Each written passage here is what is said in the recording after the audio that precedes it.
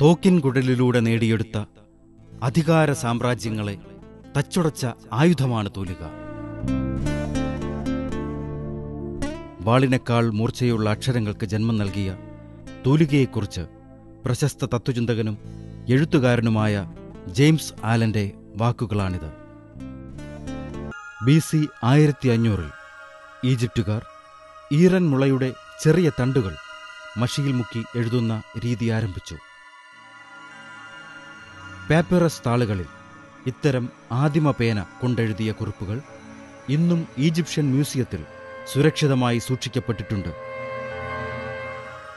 ഏകദേശം 2000-ഓളം വർഷം ഈറൻ തണ്ടുകൾ തന്നെയായിരുന്നു പ്രധാന എഴുത്തുപകരണം. റോമൻ സാമ്രാജ്യത്വത്തിന്റെ പതനത്തിന് ശേഷം പേനയുടെ ആകാരത്തിലും ഘടനയിലും മാറ്റങ്ങൾ ഉണ്ടായി. ക്രൈസ്തവ ദേവാലയ രേഖകളുടെ പ്രതികളെടുക്കുന്നതിനും അവ പ്രചരിപ്പിക്കാനുമുള്ള ആവശ്യം കാരണം ഈറൻ തണ്ടുകൾക്കു പകരം തൂവൽ പേനകൾ രംഗത്തെത്തി. എന്നാൽ ഇവ ആദ്യം ഉപയോഗിച്ചത് പുരാതന ഭാരതത്തിലാണ്. പുരാതന ഭാരതീയ ഗ്രന്ഥങ്ങൾ ഇതിന് സാക്ഷ്യം വഹിക്കുന്നു.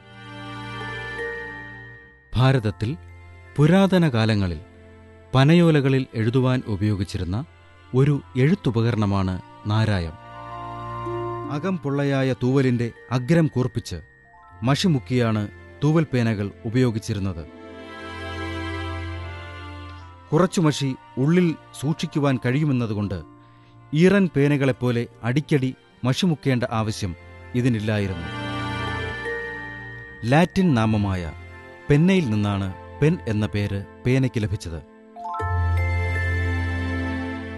പെന്ന എന്നാൽ തൂവൽ എന്നാണ് അർത്ഥം. വാത്ത, ടോഡോ എന്നീ പക്ഷികളുടെ തൂവലാണ് പേനകൾ നിർമ്മിക്കുവാൻ ഉപയോഗിച്ചിരുന്നത്. നൂറ്റാണ്ടുകളോളം ശക്തമായ എഴുത്തുപകരണവുമായി തൂവൽ പേനകൾ നിലനിന്നെങ്കിലും തൂവൽ പേനകൾക്കും അതിൻ്റേതായ പരിമിതികൾ ഉണ്ടായിരുന്നു. 19-ാം നൂറ്റാണ്ടിന്റെ തുടക്കത്തിൽ അങ്ങനെ ലോഹം കൊണ്ടുള്ള പേനകൾ രംഗത്തെത്തി. അവ പ്രധാനമായും സ്റ്റീൽ കൊണ്ട് നിർമ്മിച്ചവയായിരുന്നു. അതിനാൽ സ്റ്റീൽ പേനകൾ എന്നാണ് ഇവ അറിയപ്പെട്ടിരുന്നത്. 1813 മുതൽ ഇംഗ്ലണ്ടിലാണ് സ്റ്റീൽ പേനകൾ ആദ്യമായി ഉപയോഗിച്ചു തുടങ്ങിയത്. 1822 ബ്രിട്ടീഷുകാരനായ ജോൺ മിച്ചൽ സ്റ്റീൽ പേനകൾ നിർമ്മിക്കുന്ന യന്ത്രം കണ്ടുപിടിച്ചു. ഇതിനദ്ദേഹത്തിന് പാറ്റന്റ് കൂടി ലഭിച്ചതോടെ ഇംഗ്ലണ്ടിൽ സ്റ്റീൽ പേന നിർമ്മാണം വ്യാപകമായി. സ്റ്റീൽ പേനകൾ ജനകീയമായതോടുകൂടി പേനയുടെ ആകാരത്തിലും പ്രവർത്തനത്തിലും മാറ്റങ്ങൾ വന്നു തുടങ്ങി. 19-ാം നൂറ്റാണ്ടിന്റെ അവസാനത്തോടുകൂടി മഷി നിറയ്ക്കുവാനുള്ള സംവിധാനങ്ങൾ പേനയിൽ ഉണ്ടായി. ഇത്തരം പേനകൾ റിസർവോയർ പേനകൾ എന്നാണ് അറിയപ്പെട്ടിരുന്നത്. മഷി നിറയ്ക്കുന്ന പേനയുടെ പിൻഭാഗത്തെ വലിയ കുഴലിൽ നിന്നും ചെറിയ കുഴൽ വഴി കാപ്പിലറി ആക്ഷൻ വഴി മഷി നിബ്ബിലെത്തുന്ന ഈ പേനകൾ സ്റ്റീൽ പേനകളുടെ കൂട്ടത്തിലെ ഏറ്റവും മികച്ച കണ്ടുപിടുത്തമായിരുന്നു. എന്നാൽ റിസർവോയർ പേനകളിൽ മഷി ലീക്കു ചെയ്യുന്നവയും നിബ്ബിലേക്ക് മഷി തുടർച്ചയായി ഒഴുകുന്നവയുമായിരുന്നില്ല. ഈ പോരായ്മകൾ പരിഹരിച്ച് 1884 അമേരിക്കക്കാരനായ ലൂയിസ് എഡ്സൺ വാട്ടർമാൻ മഷിയുടെ പ്രവാഹം നിയന്ത്രിക്കുന്നതിന് നിബ്ബിനോട് ചേർന്ന് ഫീഡ് എന്നൊരു ഭാഗം കൂടി കൂട്ടിച്ചേർത്തു. കൂടാതെ നിബ്ബിനെ മൂടുന്നതിന് അടപ്പും നിർമ്മിച്ചു.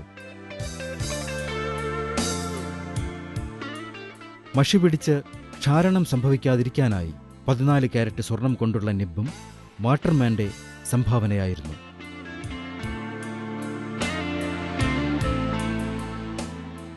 വാട്ടർമാന്റെ ഈ പരിഷ്കാരങ്ങൾ പേനയെ കൂടുതൽ ജനപ്രിയമാക്കി. എഴുതുവാനറിയില്ലെങ്കിലും പോക്കറ്റിൽ സ്വർണ്ണനിബ്ബുള്ള പേനകൾ കരുതുന്ന ആഡംബര പ്രേമികൾ അന്നുണ്ടായിരുന്നു എന്നത് വിപണിയിൽ ഇത്തരം പേനകളുടെ ഡിമാൻഡും വർദ്ധിപ്പിച്ചു.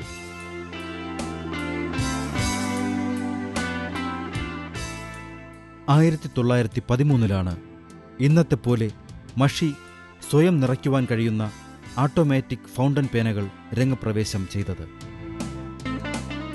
ഫൗണ്ടൻ പേനകളുടെ ആധിപത്യത്തിന് വിലങ്ങുതടിയായി 20-ാം നൂറ്റാണ്ടിന്റെ തുടക്കത്തിൽ ബോൾ പോയിന്റ് പേനകൾ രംഗത്തെത്തി.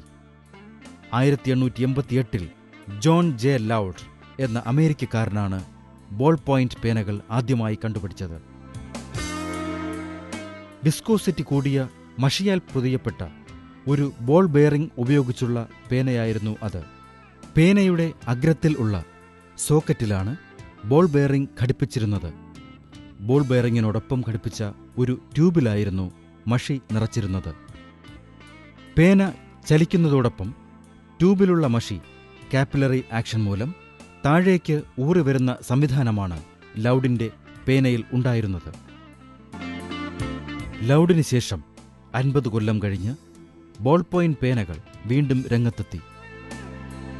1938 ഹംഗറിക്കാരനായ ലാഡിസ്ലാവോ ബൈറോയും സഹോദരൻ ജോർജ് ബൈറോയുമായിരുന്നു ഈ കണ്ടുപിടുത്തത്തിനു പിന്നിൽ. 2-ാം ലോക മഹായുദ്ധ സമയത്ത് അർജന്റീനയിൽ എത്തിയ ഈ സഹോദരങ്ങൾ തങ്ങളുടെ കണ്ടുപിടുത്തം അർജന്റീനയിൽ പേന നിർമ്മാണ കമ്പനികൾക്ക് വിറ്റു. തുടർന്ന് ബൈറോ പേനകൾ എന്ന പേരിൽ അർജന്റീനയിൽ നിന്ന് അവ പുറത്തിറങ്ങി.